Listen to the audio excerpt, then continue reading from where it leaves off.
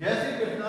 हितोदम Gurukul online classes में आज कक्षा 9th का विषय है सामाजिक विज्ञान। पुस्तक है राजस्थान का स्वतंत्रता आंदोलन व शौर्य परंपरा, अध्याय है 5, जिसमें हम पढ़ेंगे राजस्थान में जन जागृति और प्रजा मंडल। जो पढ़ रहे थे उसमें हमने पढ़ा था किस तरह से नरेंद्र मंडल की स्थापना हुई, किस तरह से सेकेंड वर्ल्ड वॉर के बाद अंग्रेजों ने हमारे ऊपर पाबंदियां लगाई और किस तरह से जो राजा महाराजाओं को रियायतें दी, किस तरह से भारतीय राष्ट्रीय कांग्रेस में है जो हमारे राजस्थान के प्रतिनिधि शामिल हुए। उसके बाद हम आज पढ़ेंगे कि इसके साथ ही ब्रिटिश सरकार द्वारा देशी राजाओं को संकेत दिया गया कि राष्ट्रवादी मध्यम वर्गीय लोग, किसान, मजदूर आदि समाज के निम्न स्तर की उभरती शक्ति ब्रिटिश सरकार और देशी रियासतों के लिए समान रूप से अशांति और खतरा उत्पन्न करने वाली बन सकती है। यानी अंग्रेजी शासक ने, अंग्रेजों ने देशी रियासतों से संकेत किया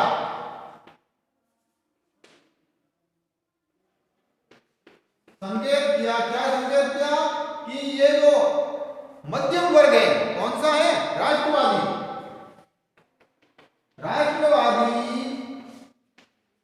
मध्यम वर्ग, जिसमें किसान है, मजदूर हैं, विद्यार्थी हैं,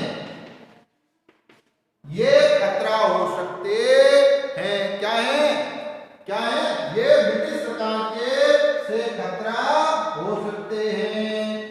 इनसे आने वाले समय में ब्रिटिश सरकार और देशी रियासतों को खतरा हो सकता है। ब्रिटिश प्रशासकों ने मेवाड़ के बिजोलिया ठिकाने में किसाई पंचायतों की स्थापना पर गौर किया और उनकी आत्मनिर्भरता की तुलना रूसी सोवियतों से की और बिजालिया किसान आंदोलन के सूत्रधार पथिक को बोल्शेविक कहा। विप्लववादी का एक बार फिर समान हितों की बात कहकर देशी राज्यों का सहयोग प्राप्त करने का प्रयास किया गया। देशी राज्यों का अस्तित्व ब्रिटिश सत्ता से जुड़ा हुआ था, इसलिए राजस्थान के राजाओं ने असहयोग आंदोलन को अपने अस्तित्व के लिए करार बनाया। इसी तरह असहयोग आंदोलन से राजा महाराजा दूर रहे। क्या रहे? दूर रहे। उन्होंने इससे अपने आप को अलग रखा। राजस्थान के शासक अपने राज्य में असहयोग आंदोलन के दौरान होने वाली गतिविधियों के प्रति भी सतर्क हो गए। स्वयं को प्रगतिशील मानने वाले बीकानेर महाराजा गंगा सिंह ने अपने राज्य में शिवमूर्ति सिंह, संपूर्णानंद, आनंद वर्मा को सरकारी नौकरी से इसलिए निलंबित कर दिया क्योंकि वे स्वदेशी वस्त्र पहनते थे और उन्होंने तिलक स्वराज कोष में चंदा जमा करवाया। यानी ऐसे घटनाक्रम हुए जो देशी राजाओं को भी संकेत दिए, जो अपने आप से जोधपुर महाराजा के संरक्षक जो सर प्रताप सिंह थे, इस आंदोलन के कारण इतना बौखला उठे कि उन्होंने राज्य में विदेशी माल को प्रोत्साहन देना प्रारंभ कर दिया, जबकि इससे पूर्व वे महर्षि दयानंद सरस्वती के उपदेश मानकर हिंदी भाषा और स्वदेशी का प्रचार कर रहे थे। उदयपुर के महाराणा फतेह सिंह ने असहयोग आंदोलन के प्रति गुप्त रूप से सहानुभूति रखते थे। भारत सरकार ने उन्हें आदेश दिया कि या तो वे यह कहे अनुसार मंत्रिमंडल का गठन करें या युवराज को शासन के अधिकार सौंपकर स्वयं राजकाज से अलग हो जाएं। महाराणा ने विवश होकर अपने युवराज भोपाल सिंह को 28 जुलाई 1921 को शासनाधिकार सौंप दिए। युवराज ने अंग्रेज सरकार के इच्छा अनुसार मंत्रिमंडल बनाया। राजस्व विभाग जैसे महत्वपूर्ण विभाग पर एक अंग्रेज अधिकारी मिस्टर ट्रेच को सौंप दिया।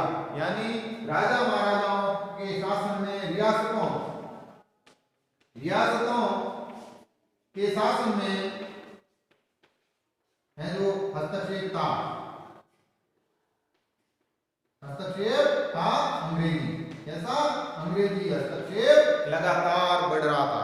ब्रिटिश सरकार यह प्रयत्न करने में लगी थी कि जहां तक हो सके राजस्थान के राज्यों में अंग्रेज मंत्रियों की नियुक्ति हो, और वे चाहते थे कि अधिक से अधिक देशी मंत्रिमंडलों में क्या है, देशी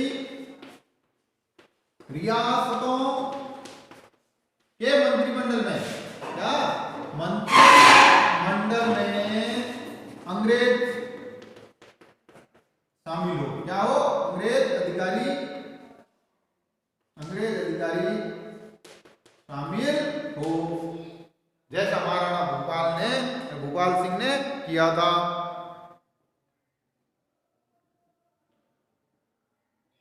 जिससे वे राजनीतिक चेतना पर नियंत्रण कर सके।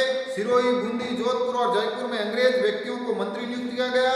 जहां ऐसा संभव नहीं हुआ वहां राज्य के बाहर के व्यक्तियों को उच्च पदों पर नियुक्त करने की व्यवस्था की गई। स्थानीय प्रतिभाओं की पूर्ण रूप से अवहेलना की गई। मारवाड़, जोधपुर के राज्य का प्रथम मैट्रिक परीक्षा उत्तीर्ण व्यक्ति और स्थानीय कॉलेज का प्रथम स्नातक दरबार हाई स्कूल में क्रमशः लेखाकार और सामान्य अध्यापक के पद पर कार्य कर रहे थे।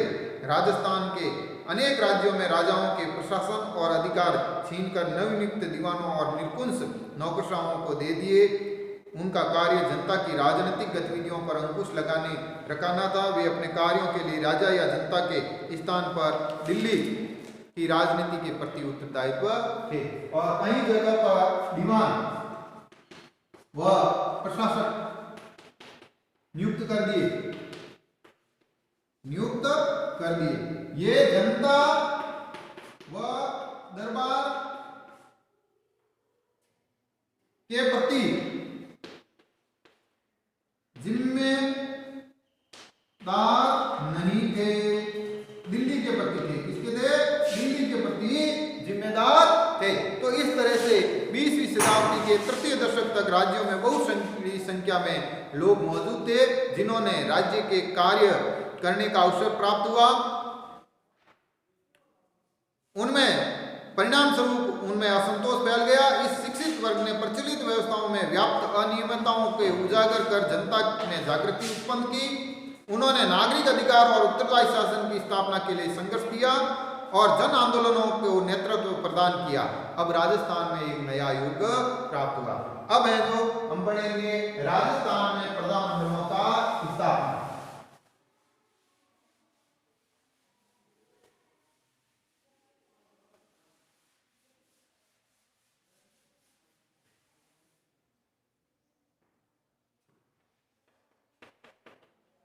राजस्थान में प्रजामंडलों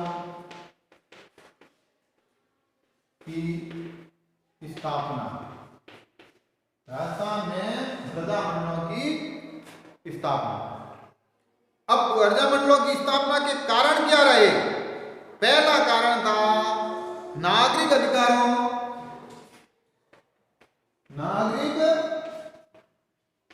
अधिकारों की रक्षा, और दूसरा जो कारण था वो था उत्तरदायी शासन। क्या था? उत्तरदायी शासन।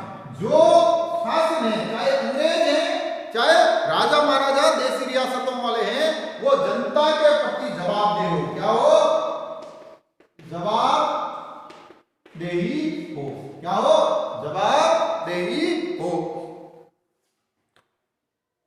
तो राजस्थान में स्वतंत्रता संघर्ष को 3 चरणों में विभक्त किया गया है। कितना किया गया है? स्वतंत्रता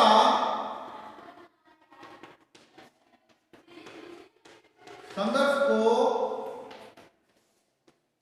3 चरण रखे। कितने रखे? 3 चरण रखे। प्रथम चरण 27 से पूर्व। प्रथम चरण 1927 से पूर्व। द्वितीय चरण 27 से 38। द्वितीय 1927 से 1938 तक। और तृतीय चरण रखा गया था वो 38 से 49। 1938 से 1949 तक के चरण, ये 3 चरणों में चला। प्रथम चरण सामाजिक और मानवतावादी समस्याओं पर केंद्रित था। द्वितीय चरण में 27 में All Indian States Peoples Conference की स्थापना हुई 38 में हरिपुरा कांग्रेस अधिवेशन के प्रस्ताव पर देशी रियासत में लोगों द्वारा स्वतंत्रता संघर्ष चलाने की बात की गई और 38 के बाद ही विभिन्न प्रजामंडलों या प्रजा परिषदों की स्थापना हुई तथा राजनीतिक अधिकारों के प्रति प्रशासन में है जो विभिन्न प्रशासनों में प्रजामंडलों की स्थापना हुई और राजनीतिक अधिकारों और उत्तरदायी शासन के लिए आंदोलन हुए। प्रजामंडलों की स्थापना से पहले भी मुख्यतः बुद्धिजीवी वर्ग ने ब्रिटिश भारत में समान रियासतों में भी प्रजा के अनेक संगठन बनाए। ऐसे संगठनों में 1938 में राजपूताना मध्य भारत सभा, 19 में राजस्थान सेवा संघ, 20 में अखिल भारतीय देशी लोक परिषद की स्थापना हुई। इन संगठनों के माध्यम से आंदोलन में तीव्रता आई। अब प्रजामंडलों की स्थापना कब और कैसे हुई? सर्वप्रथम प्रजामंडल की स्थापना 1931 में जयपुर में हुई। कहाँ हुई? 1931 ईस्वी में जयपुर में प्रथम प्रजामंडल की स्थापना हुई। परंतु इसमें राजनीतिक प्रवेश में 38 में किया और 38 में ये राजनीतिक रूप से 1938 में ये राजनीतिक स्वरूप में आई, स्वरूप में स्थापित हुई। मारवाड़ में प्रजामंडल की स्थापना 34 में हुई। कोटा में प्रजामंडल की स्थापना 38 में हुई। इसी वर्ष उदयपुर में मेवाड़ प्रजामंडल हुआ। अलवर में अलवर प्रजामंडल की स्थापना हुई। 39 में भरतपुर में प्रजामंडल की स्थापना हुई। बूंदी प्रजामंडल की स्थापना कोटा के 6 वर्ष बाद 44 में हुई और 45 में जैसलमेर प्रजामंडल की स्थापना हुई। 33 में सिरोही लोक परिषद की स्थापना बंबई में की गई और बीकानेर में लोक परिषद की स्थापना है जो 36 में किया गया। यानी सबसे पहले प्रजामंडल की स्थापना जयपुर में हुई और सबसे अंत में अंतिम प्रजामंडल 1945 ईस्वी में जैसलमेर में हुई थी। कल हम अलग अलग प्रजामंडलों के बारे में अध्ययन करेंगे। धन्यवाद।